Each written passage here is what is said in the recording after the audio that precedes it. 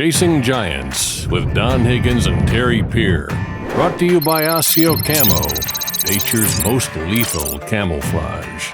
Follow along as Don and Terry discuss the techniques, strategies, and dedication needed to harvest one of God's most amazing creations, world-class whitetails. Well, welcome everyone to the Chasing Giants podcast, episode 221. Don Higgins, I'm Terry Peer. It is May 19th, and Don, both of us have our heads full of congestion.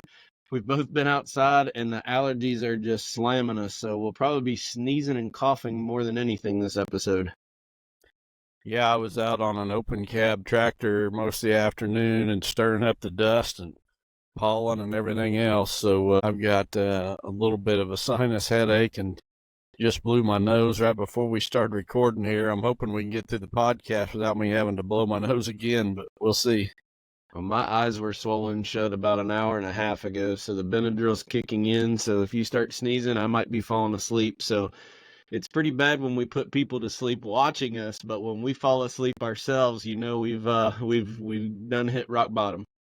Well, there's only one way to go from here, and that's up. Benadryl absolutely kicks my butt. Well, we got a great episode today, and I'm excited about a couple different topics. We got some feedback back from one of our partners on Switchgrass testing. We've mentioned some new varieties that have kind of hit a buzz, and we got some preliminary feedback from some of our partners that have seen this new stuff firsthand. We want to share some of that as we try to dig out and get more information and document that in the future. We want to talk about the wrap-up of consulting season and possibly where that's going to go next year. And we're also going to talk about crop rotations. And this is something I'm most particular about for what you do on your farm, because I just think a lot of people maybe overcomplicate or underappreciate the importance of crop rotations and how different products can play into for a food plotter, not a farmer, but a food plotter. So I'm excited about this episode, but let's first start with the wrap-up of consulting season and what some feedback and things that you are planning on for next year. Well, you know, I've had some interesting feedback this winter and spring from people that were not clients, but were neighbors of clients. And it kind of, this week, I've had people for the last year or so tell me about somebody in the hunting industry that's been bashing me from time to time, and I'm not going to get into no back and forth with this person. I don't have a problem with them whatsoever. So I reached out to that person this week, and I just, you know, I said, if there's an issue, you know, give me a call, and he wouldn't call me, but basically he said that I consulted on a property next to his, and I told the guy to put a fence up, and it ruined his property. Well, I went through my consulting list for the last 2 years, and I can't figure out who he's talking about. I mean, I don't know. If I did a consulting visit in his area, I don't remember what it's got to be somebody that I don't realize he's got a property next to. But anyway, you know, it got me to thinking and looking at my consulting list for the year. So I did exactly 50 properties this year. And of those 50 properties, I went and looked at each plan for each one of those. I was just kind of curious. And of those 50, I only advised 5 people to possibly put a fence on a property line. And now there's some others where, you know, we did some interior fences to funnel some deer, but on the line, there was only 5 out of 50, so about 1 out of 10. And I never try to push fences. It's a personal choice. I just throw it out as a suggestion. So when somebody hires us, you know, it's our job to help that person be as successful as we can possibly make them. That doesn't mean they've got to follow everything that we do, and some clients do, some don't. But, you know, I had another call from a gentleman in Michigan, very nice guy. I mean, he was not mad, belligerent, or anything, very nice individual. And he was kind of saying the same thing. And I know the property that borders his, and I did have that client put a fence on the line, or I suggested it.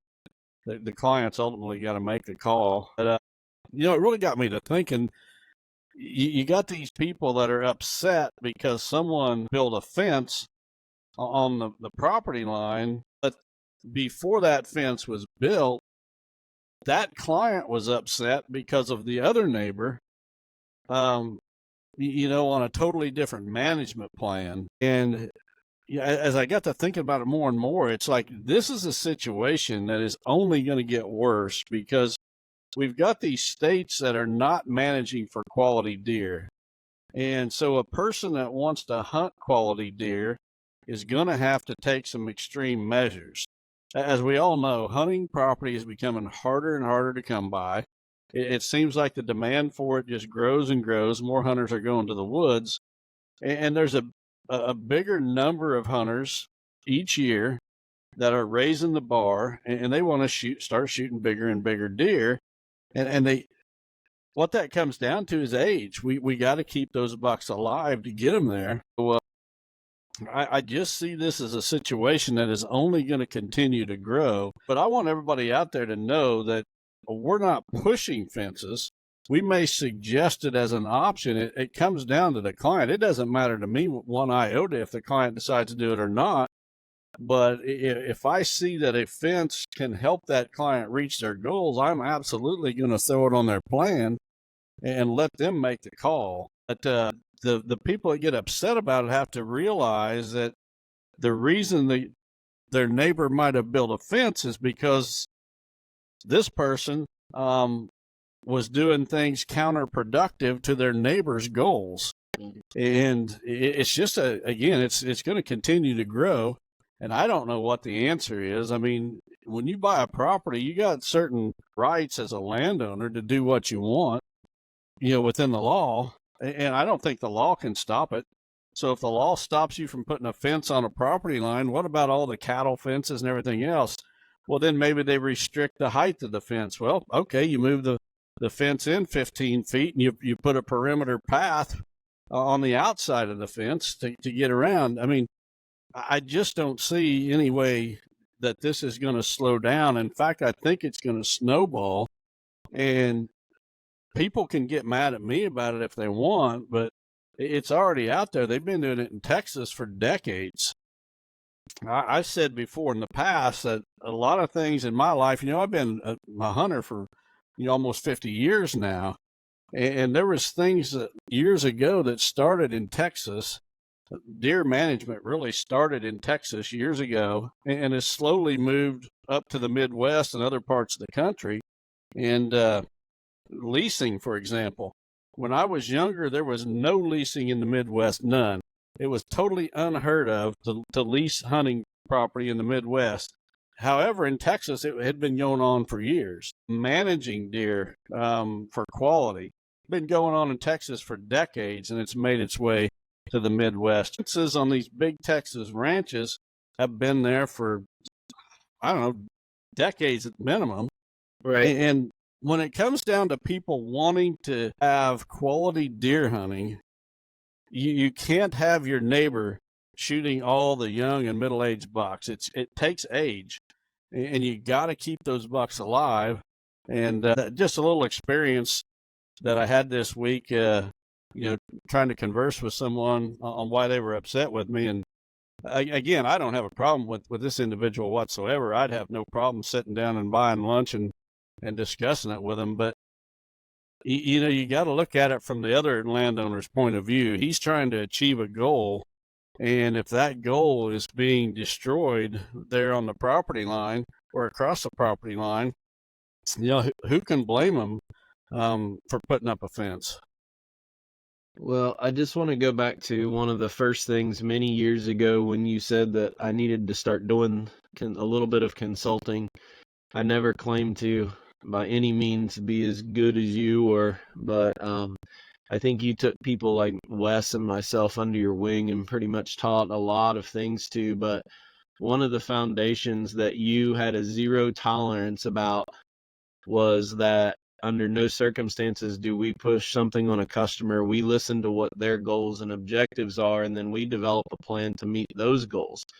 Because you and I know that we can go onto a property and want to hunt it completely different than the person that's hiring us to help them. They might have more kids or more family. It's about what they want and how they want to hunt.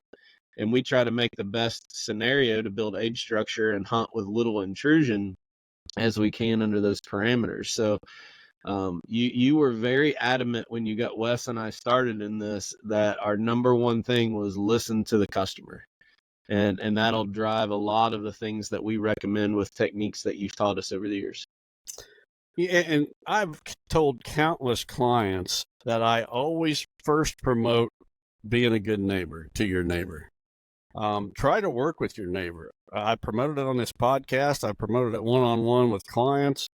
But there's some people you just can't. But here's the crazy thing in my mind is that, so you're a landowner and you got a hunting property. You want to shoot, as many deer as you can, fill your freezer, whatever. Now, that's fine. That's your right.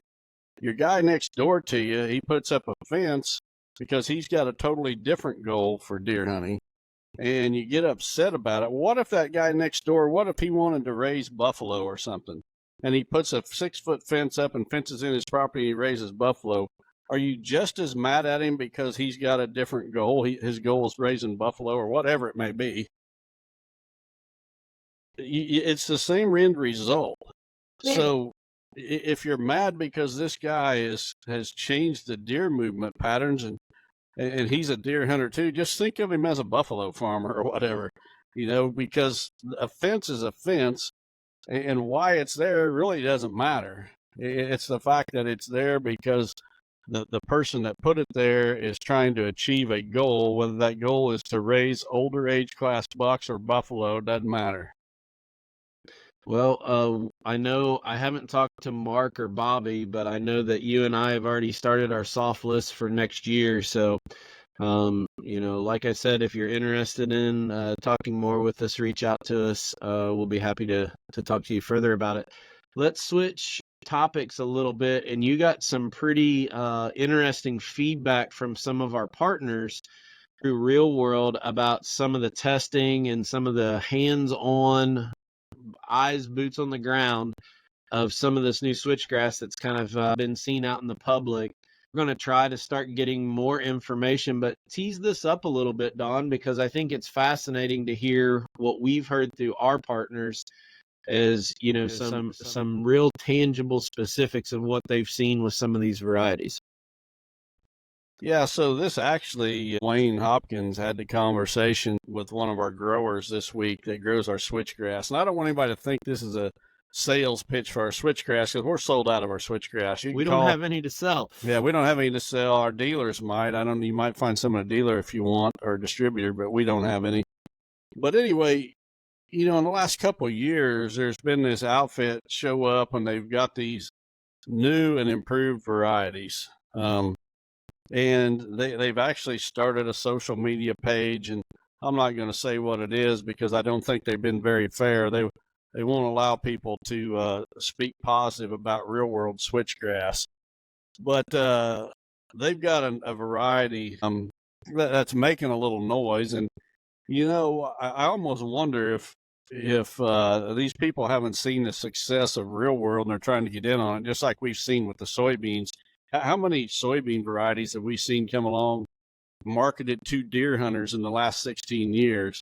And a lot of them come and go. But, people see someone having success and they try to get in on it. But so these new switchgrass varieties come along and they're being promoted pretty hard. And there's social media groups that are promoting it and such. And I actually was going to plant some. I actually bought some seed to plant side by side with Real World. And then the 40 acres, remember I bought the 40, the deal fell apart about a year ago. Well, last spring I had the seed, acquired to do a side by side test. And I just haven't had any place else to do it. But so anyway, Dwayne was talking with one of our growers and asked him what he knew about it. And he was extremely familiar with it.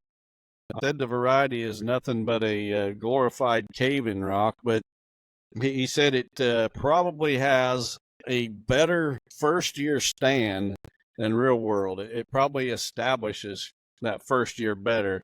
But he said by the end of the second year and beyond, Real World is hands down the better variety. So the reason I wanted to talk about that was I know there's people testing it, trying it out, people that have planted Real World in the past, and that's fine. You know, I'm the same way. I'm always trying new stuff and seeing if I can find something better. And, you know, if we do find something better, we're going to try our best to market it. But, you know, I don't want people to jump to conclusions if they're doing these side-by-side tests. Don't let the first year or what it looks like 3 months in, you know, make up your mind or convince you that one's better than the other. Give it a couple of years. And the standability is the big thing. And that's what Dwayne was pushing this grower about. What do you know about the standability? And he was saying, well, the standability is not even close to the Real World variety. Man, and this guy grows the Real World variety for seed. So it was kind of interesting that he was saying, yeah, this other one will look great out of the gate. It'll look good that first year. The seed is just a little bit bigger than other switchgrass varieties, and it seems to take off really, really well. But by the end of the second year, that's when the Real World will start to shine, and from then on, that'll be the superior blend. Or not blend, but variety. So I don't want to make this into a big Real World commercial by any means, but it's just facts that we've learned and wanted to pass it on. Again, not scared to do any dare to compare side-by-side challenge. It's just on your perennials more than just a one-year look. Same with like a miscanthus. Make sure that whatever you're looking at, you're doing it over the period of time. Let's take a quick break and listen to a spot from our friends at Osseo. Joe Miles just got back from Africa. Can't wait to have him on here and in some point and talk about that trip.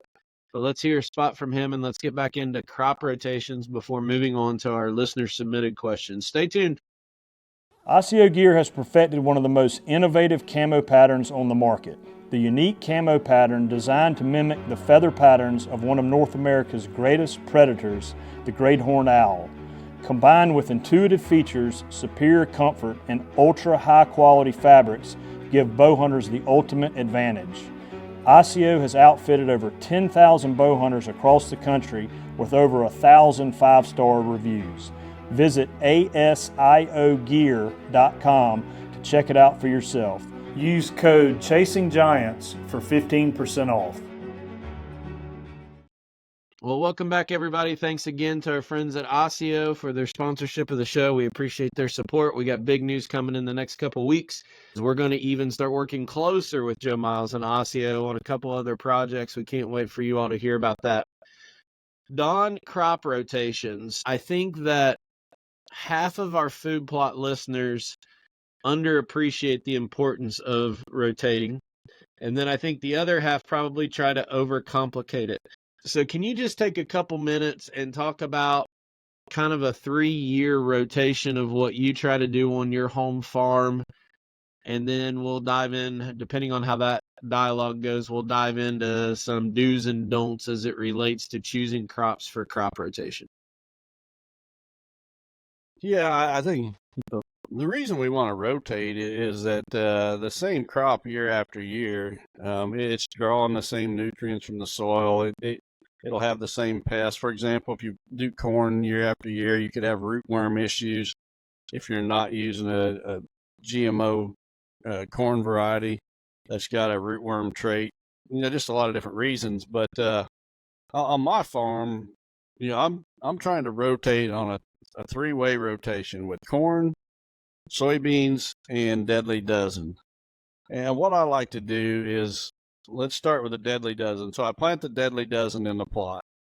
Well, the next spring, that Deadly Dozen is going to green up. You know, those cereal grains are going to come on, and even some of the brassicas, and they're going to grow the next spring. Well, I come in there, and right before a week or so before I'm going to plant my soybeans, I spray that Deadly Dozen that's come on, and then I no-till those soybeans right into that Deadly Dozen. And that dead vegetation that's still there, which is several inches high, typically. This year it got even higher before I got it sprayed because it was so wet and it warmed up so soon. But I'm no-tilling those soybeans in there, and those young soybean plants are hid down in that dead vegetation. They don't get browsed near as hard. And then I got a soybean crop the second year, and the third year is when I plant the corn. And the year that I plant the corn is the only time that I work that ground. And just because I can get a whole lot better stand, with a good worked up seed bed. That corn just seems to do a whole lot better than in a no-till situation. It'll do okay in no-till. And, I don't need 100 comments, people saying no-tilling corn's great, because it absolutely does work, no doubt about it. But I just feel that I can get a better stand of corn and better yield if I work that soil and loosen it up so that corn roots can really take off. So that's my rotation. So after Deadly your dozen corn, soybeans, corn. so then in the late winter, after all the corn's eaten, you'll go in and bush hog that corn. What Yep. do you do after corn to get back to deadly dozen? Are you cultivating or tilling, disking those corn stalks, or? So I'll come in late winter, and I really like to do this on frozen ground, is get out there with my skid loader with the bush hog mower on the front of it, and I mow those corn stalks down close to the ground. And then when spring rolls around, it's going to green up with some weeds and such. I spray it, and then I no-till soil charge, or the soil charge seed blend to get back to right. So your years, correct me if I'm wrong, but your years of soil charge and deadly dozen and soybeans is building nitrogen back into the soil that's used for the corn year that sucks the nitrogen, and then you're going back to legumes and more of a variety pack of a bigger, I guess, diversity with a blend in the fall to try to build those nutrients back. Right. And, this spring I've got 3 plots in soil charge. I just planted those about a week ago, and I would much prefer they'd be planted a whole lot earlier. It was just too wet this year to get anything done. It was dry back in March, but it was too early then. But anyway, so I've got one of those soil charge plots in the soil charge that we sell. The other 2, I've doctored them up a little bit, seeing if we can get a little better results with some other plant species. So, some of the plants that I've used in these experimental plots are like, I put some sunflowers, some sun hemp, and buckwheat. And I don't know, there was 3 or 4 other things I added as well. But so each one of those soil charge plots is a little bit different. Now, in all 3 of them, I used our current mix as the base. It's just in 2 of those, I added some extra things just to get a look at how it's going to perform in the field. So between having a corn planter and a new pH style drill, the old Genesis version of drill through wildlifefarming.com, you're only working ground 1 out of every 3 crops, and that's Right. before corn. Yep. And you're just disking it though, right? That's all you're doing, or how are you working the ground? Yeah, I'm just disking it. But okay. So, I planted this soil charge in these 3 plots this spring. So this fall, I'm also going to experiment about how to terminate those. I'm going to try on at least one of those to just simply mow it, and then come in and no-till the deadly dozen in the fall. Without a herbicide? Without a herbicide, and see how that works.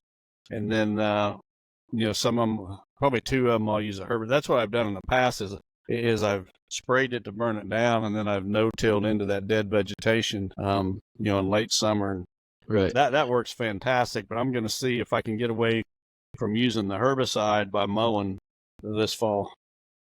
Now, for the guy that doesn't have, say, a corn planter, and let's say he just has access to a broadcast spreader, soybeans is a good go-to because of how easy they are to plant. You can loosen up your soil and broadcast seed and then cultipack or lightly disc it in. We get this question all the time. Can you get by with back-to-back bean years or maybe 3 years of beans before you rotate? And on the off year, you got to rotate and you can't go to corn. What's some options for people? Well, I've personally planted soybeans in the same plot 6 years in a row. and had no problems whatsoever. Our buddy Not Todd recommended, Ewing, but we've both done it, but it's not necessarily recommended. well, our buddy Todd Ewing says he's done it 20 years plus on the same plot. And, you're not taking that crop off, so you're not taking anything out of the soil. You just, you're putting it all right back. But corn is a totally different animal, though. And to be honest, of all the food plotters, if everybody in North America that's planting a food plot this year, there's probably only less than 10% of those that really have any business messing with corn. And just because it takes the equipment, it takes the right equipment, which a lot of people don't have. It's a high input, and it doesn't do well in a small, tiny plot in the woods. It needs a bigger plot and a wide open with some specialized equipment, a high input cost. It needs, you have to fertilize. I don't care how rich your soil is. You can get away. When I plant my soybeans, I never fertilize. I never have fertilized soybeans on my property. And you can't get away with that with corn if you want a decent crop. Your herbicide game has to be up to par. There's just a lot of reasons that corn it should not be planted by the majority of food plotters. And I don't mean that in a disrespectful way to anybody, but it's just a whole different animal. Soybeans are one of the easiest plots to grow. Corn is one of the most difficult. And our farmers that are good friends of ours that listen to this podcast, like Josh or Clint, they're just sitting there rolling their eyes because they're row crop guys and they just think it's second nature to them. But for the average guy that's packing a rototiller back in the woods trying to put a kill plot in, believe it or not, that's the majority of what the food plot industry is. It is not guys with 240 horse tractors and combines. So if you want to change it up, say you go beans 2 years or 3 years and you want to go to something different, what would be something that you could rotate to? Is that still going to be a soil charge in the spring and a fall variety, or is there something else we could put in there?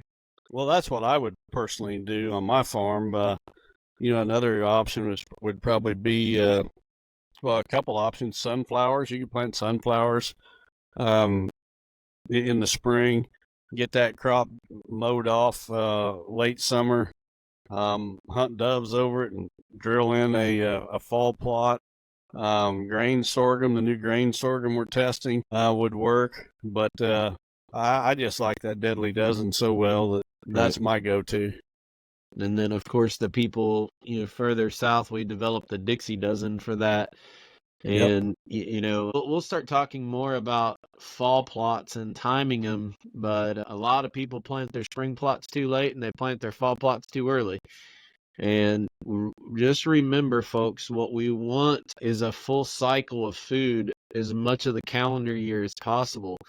And we don't want those plants in the wintertime maturing and dying out. We want them going dormant so they come back as the first green up to help our deer after a hard winter. So just remember that. I wanted to pick your brain a little bit on that, Don, because I really believe some people just they question themselves, and there's so much information out there. We've done beans on beans a lot of years, but man, you try to do corn on corn, it's tough. And there's farmers that do it, but man, they put a lot of input costs back in their soil. Yeah, it's corn is just not something that the majority of food plotters should even try to mess with. Yep.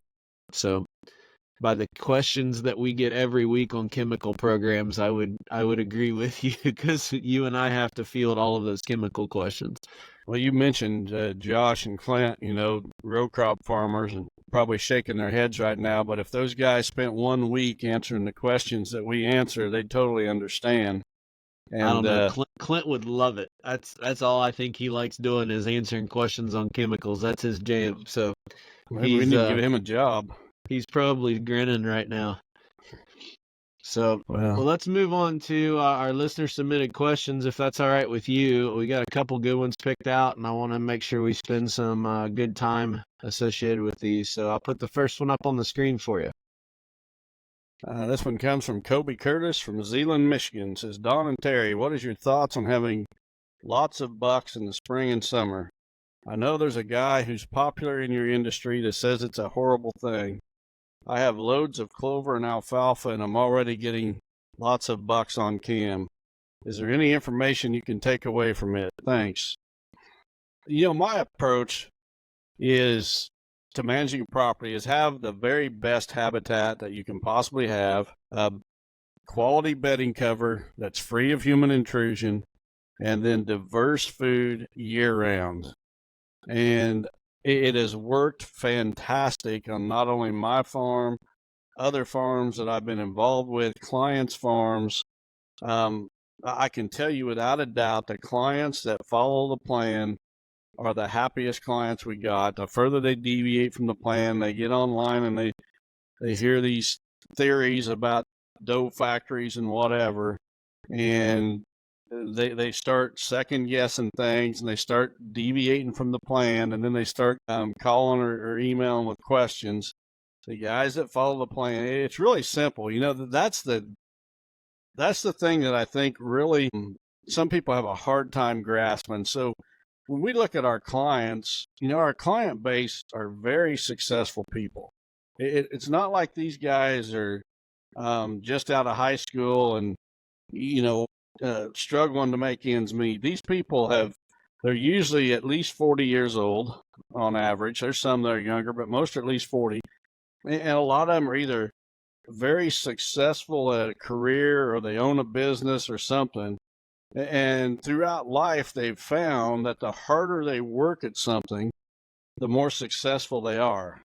The harder they work to build their business, the more successful that business comes. If they're an athlete, the harder they train and the more dedicated they are, the more successful they are in that career. And when it comes to deer hunting and managing a property for deer, sometimes less is more. Now, you can do things, take a raw property, and you can do things to improve that property generally, but there's a tipping point. When you do too much, you actually fall off the cliff, and that property is actually worse than when you started. You may be out there doing projects all the time and think that, man, now I've got this and I've got that and I've got everything I've read about on the internet and seen videos of. I've got it all, but I don't have the deer. And the reason for it is human intrusion. I think that's a fantastic comment that you made there that I've never heard you say before, because we can look at little different things like, let's say, make a good stand a great stand, things like that. And you can add up all these little things through your property, put a rope scraper, a fruit tree to add additional traffic to a certain area within bow range, put a cattle panel up or something like that.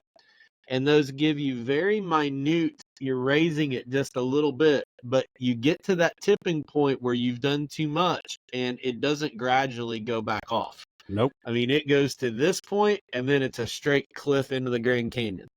And you just lost all the deer. At the bottom of that cliff, you're lower than where you started with that property. It's actually worse than when you started. And that's the hardest thing to get through to some clients, because they've been so successful, they just cannot believe that I don't need to do all these things I've read about or seen on the internet. So to get back to the question, if you've got the best food sources in the neighborhood, you've got the best bedding cover, and that bedding cover is free of human intrusion, you're going to have some bucks. And you should have some of the better bucks in the whole neighborhood. And I don't really care if they're there in the summer. If they are, great. If they're not, I don't care, but I definitely want them there in the fall. And if you're managing your property right, you should have more bucks on your property the last day of hunting season than any other time of the year, because all that surrounding pressure, all the crops being harvested around you should push those deer onto your property. As season goes on, your property should just shine brighter and brighter and brighter as a beacon attracting those bucks. More thermal cover with no intrusion, more food. I mean, yep. I mean, there's guys making a living making videos trying to complicate this, and it's not complicated. Sometimes I almost have to pull my hair out as I'm trying to get to some people, get the point across. Here's another example. People think that I'm opposed to water holes. I made a comment one time. I called them kiddie pools or something because people were buying these kiddie pools at Walmart and digging holes and burying them in the ground and filling them. I'm not a bit opposed to water holes on a property. What I am opposed to is going in and filling a water hole all the time. If you got a water hole that fills naturally, either from runoff or a spring or whatever, that's a great thing. Absolutely take advantage of it. But if you've got to fill a water tank every weekend throughout the summer and go fill that thing, well, the human intrusion that you're putting on your property is doing way more damage than that water hole is doing good. All right, good question. Thanks for sending it up. We'll go on to question number 2. This one comes from Chris Couch from Yukon, Oklahoma. It says, just recently, Oklahoma passed a bill that will allow private landowners to pay $500 and have captive bred does from deer farms released in with our wild population. Their idea is that these captive deer are genetically more resistant to CWD and could slow the spread of the disease. The state has been testing for CWD since the 90s and just recently had some cases. I understand them wanting to get ahead of this, but as a landowner myself, it raises some concerns and questions. Does this strategy demonstrate prenatal programming that Dr. Strickland has discussed? Not only herd health, but what does this do to the Boone and Crockett system? You're one of the most qualified in the industry to speak on this, and I'd love to hear your thoughts on this matter. It now looks like it's inevitable for our state. Well, I want to make a couple of comments right out of the gate. First of all, I'm a guy that's been accused of turning loose pin deer by some of the haters, and I want to state unequivocally that has never happened. Just leave that at that. Secondly, I want to give a hand to Oklahoma DNR or Game Commission or whatever their state game agency is. These guys are on top of things. I think what they're doing is a good thing. I've said many times that I think the answer to CWD is either genetic or nutrition, maybe a combination of both. But the captive industry, and just so everybody knows, I got rid of my captive deer 7 years ago, so I have not stayed up on that industry by any means. I don't have any interest in it whatsoever anymore. But I know enough to know that they've done research. CWD is a threat to that industry. They've been leaders in research, whether people want to admit it or not. They've been made out as a scapegoat by some in the hunting industry. And I'm not going to touch that, but I will say that the captive deer breeders have probably done more research than any government agency when it comes to CWD. And they have isolated a gene that makes some deer resistant to CWD. The key here is going to be when these deer get released, it needs to be deer that have that gene. And not all deer have it. Not all captive deer have it. I'm sure there's some wild deer that have it. But to just randomly go kicking deer out is probably not a good idea. Those deer need to be tested for that specific gene. And if they are, I applaud Oklahoma DNR or their commission, because that's a heck of a lot better than what they're doing in my home state of Illinois, where a CWD deer shows up and they come in with sharpshooters and play politics. First of all, they wipe out every deer for, I think it's, 5 years within a 2-mile radius of where that positive deer was found. And then what do? They walk away. Well, these are the same people that are telling us the CWD prion lives in the soil for thousands of years, and yet they want to come in for 5 years and shoot all the deer and then leave. Makes no sense whatsoever. It's politics is all it is. It's these states getting government or federal government money for their CWD program, and the politics overrule any sort of logic. Right. I just think it's fantastic that Oklahoma is trying something different, and anybody in Oklahoma that's opposed to this, I promise you would rather have your state game agency releasing deer that have a gene that makes those deer resistant to CWD, then you would have them take the same approach the Illinois DNR has, where they totally wipe out the deer in an area. If you think I'm, just blowing smoke, talk to a deer hunter in one of the northern counties in Illinois. Ask him what it's like. Illinois DNR has pretty much wiped out the deer in the northern counties where CWD has been found, and they're using federal money to do it. It's all politics. It's as political as COVID ever was. It's an absolute disaster. Now, this person submits other questions in regards to what was it, fetal programming. I don't know what that's going to matter whatsoever. The deer, it's the same species of deer on both sides of the fence, whether they're wild deer or they've been raised in captivity. It's the same species. I think you answered the question when you said it was a gene instead of fetal programming. It's the gene that they have that's resistant to the disease. I think that's right. I think that answered the question for the listener. Was there another part to that question? No, I don't you said think something about. I just want to make sure that we got it. It was a great question. I had actually multiple people sent me an article that was in Outdoor Life recently about Oklahoma doing what they're doing here.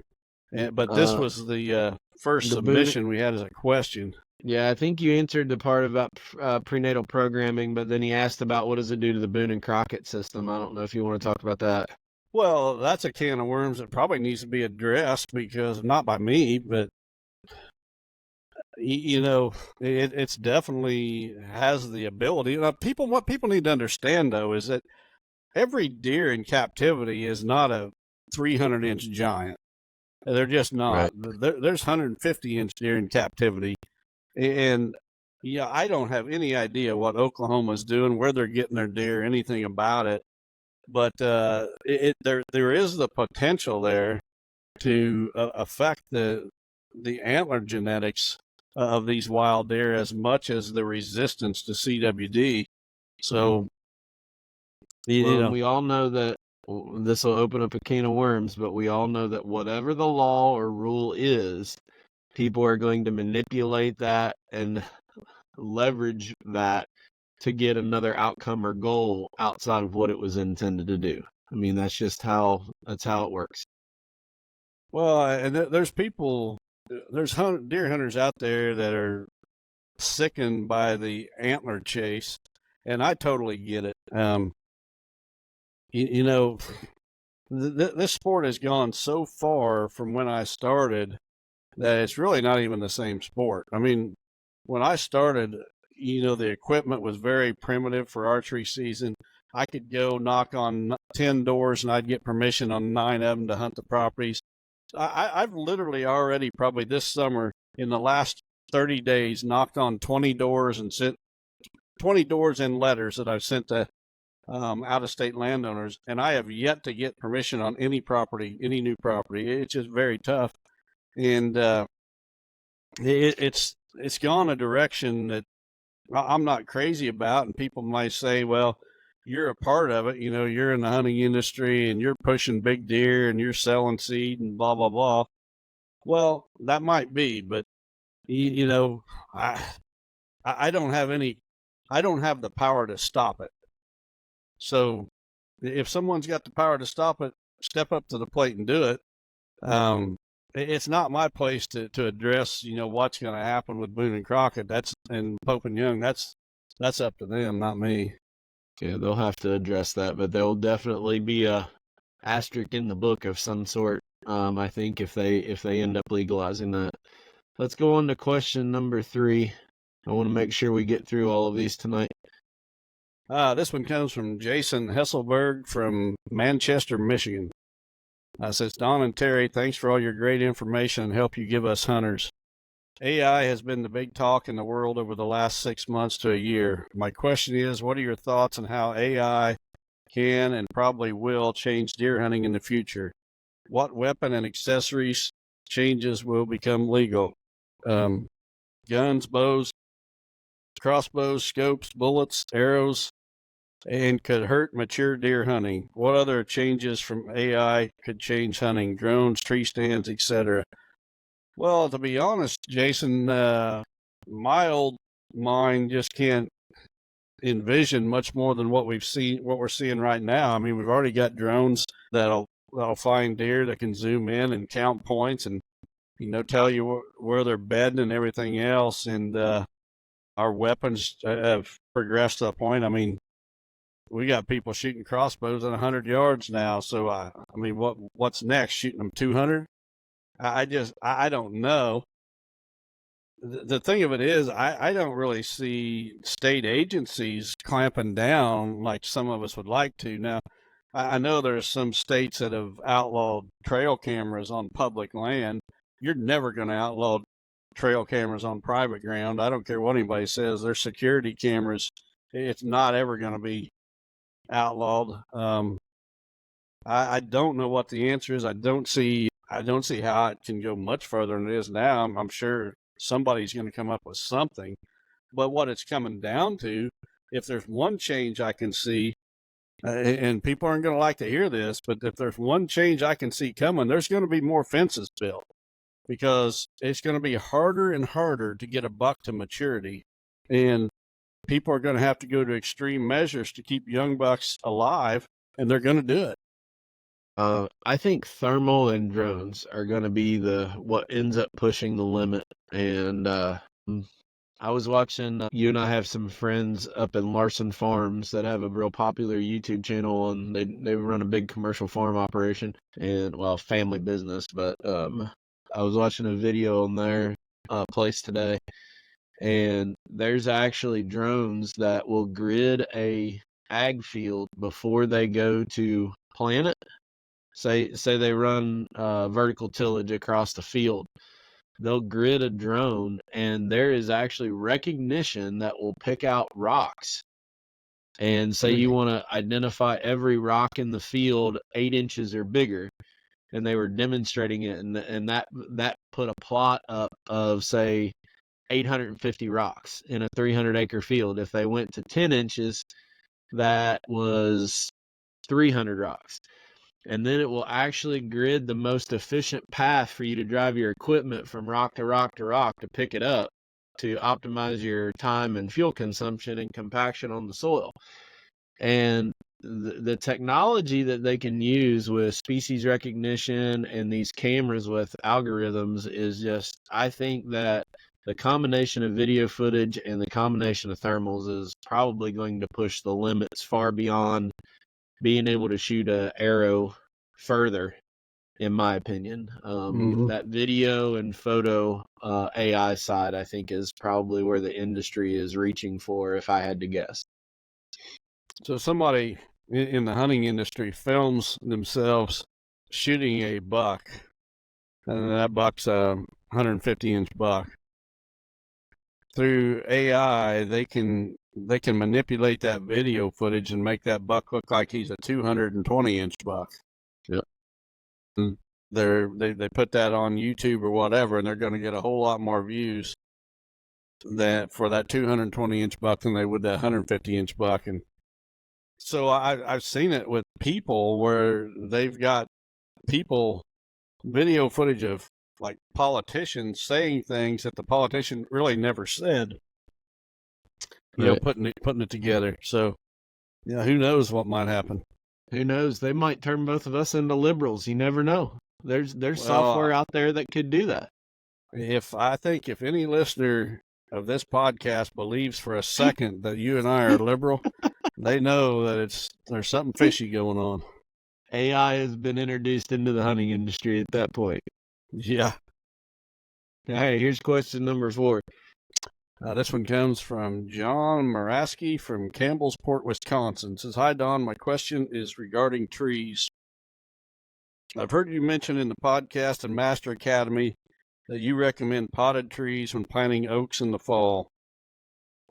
In general, how old, big of potted trees do you recommend, and do you have to water them? Potted trees make a lot of sense, but I never considered them because I figured they would require a lot of watering. Thanks for putting this content out every week, and continued prayers for your daughter." Well, John, actually planting potted trees in the fall is a way better option than planting bare root trees in the spring. So you plant a bare root tree in the spring, that tree has lost its part of its root system as it was dug up.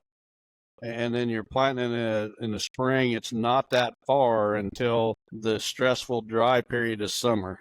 So that tree is going to go into the summer dry period with a compromised root system. When you plant a potted tree in the fall, the time to do it is once that tree has started to go dormant a little bit. So usually mid to late October is the ideal time. And when you put that potted tree and you plant it, you're planting the entire root system. That tree has not lost a root.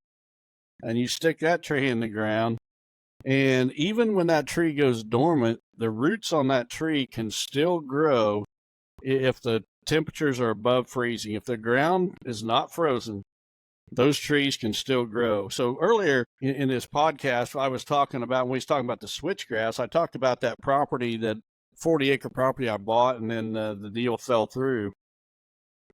Well, I had a signed contract, and I had to put earnest money down on that property. I was just waiting on the title company to get the work done, and so I went ahead and done some work on that farm. And one of the things I did before the closing was I planted some trees, and then the deal fell through. So I planted those trees in the fall.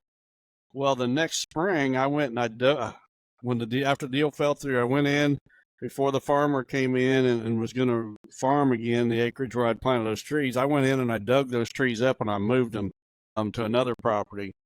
Well, when I dug, especially the cedar trees, I planted a bunch of potted cedars, and I dug those cedars up, and where that root ball had been when I pulled them out of that pot, it had grown in every direction about 6 inches just over the winter time. The oaks, not quite as much, but on the bottom of that oak root ball that had came out of those pots, over the winter, it had put on 2 or 3 inches, mainly on the bottom. The cedars did it all the way around and the bottom. Those trees are not going to be near as stressed as a bare root tree. I think he asked how big a trees that I plant. I typically get either 3 or 5 gallon pots. And if you can get root maker pots, that's even better. So a root maker pot is not a solid plastic blow molded pot. It's a plastic pot that's got holes all over the side of it. And what will happen when that tree's growing in that pot, on a typical blow mold pot, that root will come out and hit the side of the pot, and then it will start circling around the pot. With a blow molded or with a root pruning pot that has holes in it, what will happen is that root of that tree will grow outward, and it will hit a hole, and it will stop right there. Instead of circling, it will stop at that hole, but then back onto that root, it will branch out. When that end of that root stops growing, it will branch out closer to the tree and put on multiple roots. You just get a whole lot better root system that way. So fall potted trees is definitely the way to go. It's more expensive, but don't worry about watering them. That's the least of your worries. I mean, if there's a severe drought the next summer, yeah, you might lose some. It might be a good idea to water them, but if you plant bare roots, you're going to lose a much higher percentage of them. All right. Great question. I like that. All right. Last one of the night. This one comes from Scott Peters from Bartelso, Illinois. It says, Dear Don and Terry, first prayers to Don's daughter and Terry's mother. My family and I currently own 40 acres that is in a creek flood bottom. It is currently just large woods, but we are scheduled to get logged as soon as we get some dry weather. At that time, I plan to TSI a few areas that have invaluable trees to increase bedding, etc., as well as clear a small clover plot. My question is, what kind of fruit nut trees can I plant to make it more desirable for the deer to spend time on? I would love to do fruit trees to make our property different than the neighbors, but it seems my options are limited being in a floodplain. Do you have any experience with American plums, Asian pears? Would I be best sticking with acorns and persimmons? Any other species I can look into? Well, Scott, you pretty much hit the nail on the head. In a floodplain in the bottom, persimmons will do good there. oaks, certain oak species. Swamp white oak would be my first choice in that situation. Everything else, the thing of it is, it's going to depend on how wet. Is it a bottom that gets under 10 feet of water and might stay under 10 feet of water for a month?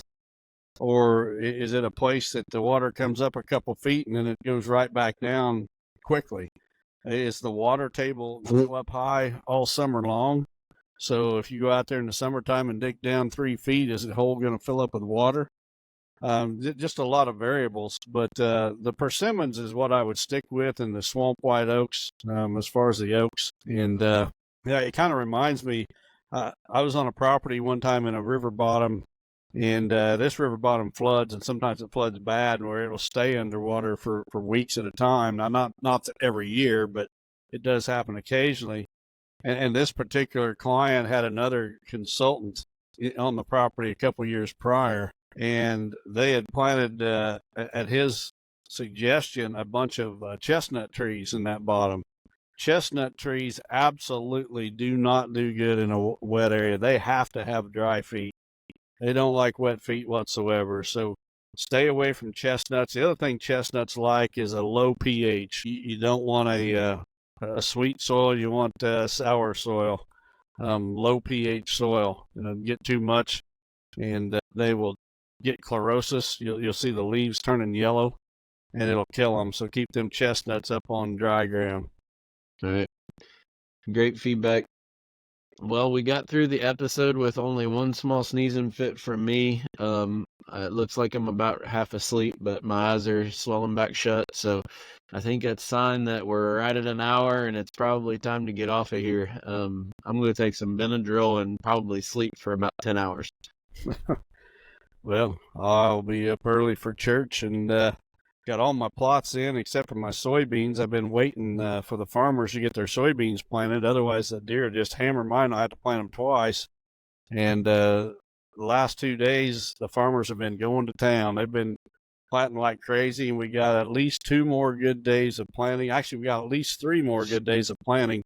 So I'm going to guess by next podcast, most of the fields in my area is going to be planted, so I can get my soybeans in here pretty quick. We still got a bunch of rain last night, so that's the last front, and then our opening is Sunday through about Wednesday. That a lot of stuff will get planted here, so that's the plan for all of us. But man, we've been wet. I mean, I bet we've gotten close to 4 inches of rain in the last week. Well, we had been, and we've just had little windows of a day and a half where we could get some planting done, and now it seems to be on a different pattern. We do have rain coming in. I think it's Wednesday and Thursday, but and some rain the following week on the long forecast. But everything's going to be planted, I would guess, here by the next podcast. Well, before we get off here, I want to say a special thanks to everybody who reached out after last week's podcast with our situation with our job. No, I do not know what I'm doing yet, and Don's probably the one that's in the front of the line wanting to know what I'm going to do. But we'll navigate that here in the coming weeks. But we wanna just, from the Pure family, thank everybody for the support and the encouragement. I can't tell you how many notes and texts and social media messages and PMs that we got, and it means more than what we could ever put into words to have so many people praying for us and encouraging us. I deeply, deeply, deeply from the bottom of my heart appreciate it. It means a lot. Chasing Giants has become a family. We appreciate all you guys, your support of Lester's Feet, just tuning into the podcast every week, and love hearing from you. So appreciate you. God bless. Have a great week. Chasing Giants has been brought to you by Osseo Camo, Via Farm Real Estate Company, 360 Hunting Blinds, Victory Chevrolet, Real World Wildlife Products, Matthews Archery, Novix Tree Stands, Gingerich Tree Farm, WildlifeFarming.com, Quiet Cat, and Vortex Optics. Thanks for listening, and tune in next week for another episode of Chasing Giants.